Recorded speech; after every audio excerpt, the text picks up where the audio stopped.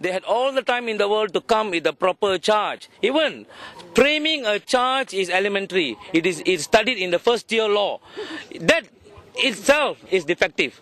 The court gave them ample opportunity after considering all the arguments brought forward by the lawyers, and after giving an opportunity to be heard by the DPP, the judge made a ruling that all three are free to walk. Yes. They are free to say anything they want from now on. They are free. Okay, the AG's office of the AG, pursuant to Article 145 of the Federal Constitution, the AG is supposed to be independent and to act without fear or favor. But the manner, the haste in which the Attorney General prosecuted us on Friday shows that he is not independent. He is controlled by the UMNO-led government in Malaysia by prosecuting us. We have written thousands of letters to the Malaysian government, to the Prime Minister, ministers, to the authorities to stop the acts of crime against the Indian, the acts of oppression against the Indian, suppression and marginalization of the Indians. The Indians for the last 50 years, they have become, though the British have left, the Indians have become a permanently colonialized community in Malaysia. We have shown slides of newspaper reports. My speech, at all times, I presented 200 over slides to show the truth about what is happening in the ground, what is said on the top and what is happening on the ground. My speeches are based on the truth. When I speak the truth, they say they can't accept it. They cannot accept the truth. They say it is sedition.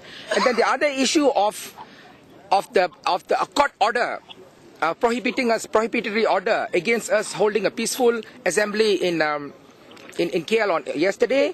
The Attorney General knows and the police knows that the Magistrates Court has got no jurisdiction to give an order, okay, which concerns Article 10 of the Federal Constitution.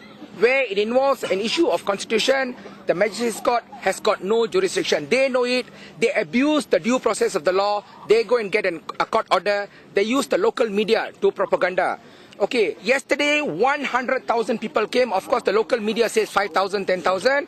100,000 people came, despite the advice of the Prime Minister, despite the advice of the Deputy Prime Minister. The Education Minister says those students who go there and the teachers who go there will be sacked. Okay, despite the papers, the newspapers, the TV, the IGP's warning, don't go, don't go, don't go. The Indians have been pushed to the wall. They all came in large numbers. Yesterday's peaceful assembly was historic because the Indians will not normally, they've never come out in open force like this. Now, the only one and reason why they come out in full force is because they have been pushed to the wall. If what you are saying is wrong, it's not true, it's seditious, we wouldn't get 100,000 people coming, knowing that they will be arrested, knowing that they may be injured, knowing that they can die. And further, say 2 weeks ago, hundreds of people were arrested, they were released on the same day. But when it comes to Indians, ethnic Indians, they go and get a court order, they go and get a remand, and they want to charge all these people. You look at Article 8 says equality before the law. Bersih also was supposed to be without a permit. Whereas yesterday they got a remand order for 3 days. Why? One rule for Indians, one rule for somebody else. Whereas Article 8 of the Federal Constitution specifically says equality before the law. Today, Saudara Anwar Ibrahim was in court. Mr. Lim Guan Eng was in court. We have no problems. In the ground, the Malays, Indian, Chinese, but the UMNO-led government, they will purposely they threaten us with a riot because they have 60% Malays and 8% Indians. But we can't take it anymore. We have been pushed to the corner. We can't take it anymore. We cannot be intimidated. We will continue to struggle. We will continue to fight. We will continue to speak up for justice. They want to charge us. They can continue charging us. They have got the powers. They have got the Attorney General in their hands. They got the police. They got the army. They got the civil service. Didn't issue a police permit for us, and they deliberately prevented people from attending the peaceful gathering. Hundreds of buses were prevented. Hundreds of permits belonging to buses were cancelled from attending KL. KL was locked down from Thursday onwards. And as a matter of protest, and as Mr. Kumar said, the timing of the charge. The timing of the charge is intended to scare us and also to scare the general public from attending the peaceful gathering on Sunday. This is a deliberate attempt by the government to curtail freedom of speech and freedom of expression. As true citizens of Malaysia, we believe in freedom of speech. This is sabotage of the process. Sabotage. Even the individuals sabotage. Let's go. Let's walk. Let's walk. Let's walk. Okay. So therefore,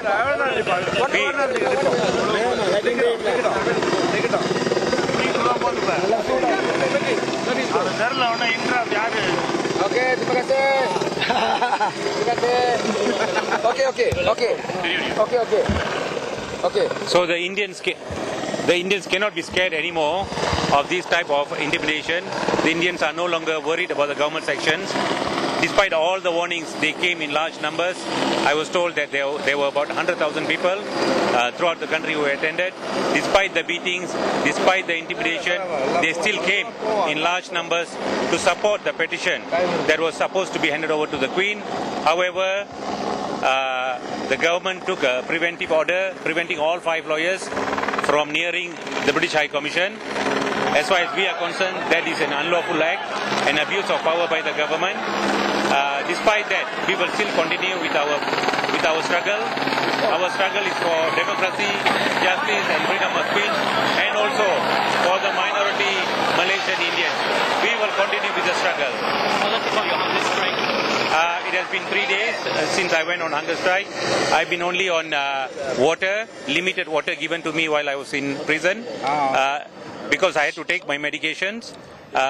Despite the limited water that was given to me, well, I think I survived.